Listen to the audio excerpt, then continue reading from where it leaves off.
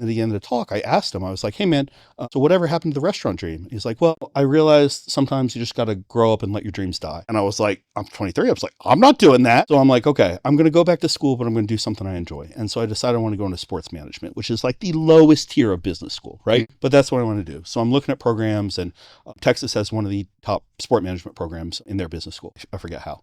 And so if a lot of people here aren't going to know Jan, but she runs the Arnold Strongman Classic every year. She was a very influential powerlifter in like the early days, in like the 60s and the 70s. Harry was still alive.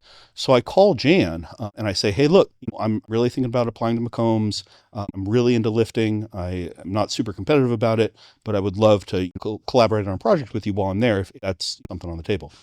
And Jan's like, Ben, I don't think you want to go to business school. I think you actually would just want to work for me. And I'm like, no, Jan, I want to go to business school. And Jan is a very smart person. And she goes, okay, well, listen, Bill Kazmaier's on the other line. I got to go talk to him. Why don't you think about it and let me know? I'm like, wait, the Bill Kazmaier? And she's like, we're friends. I'm like, okay. And she sends me an email a little while later, and she's like, what if you just take the entrance exam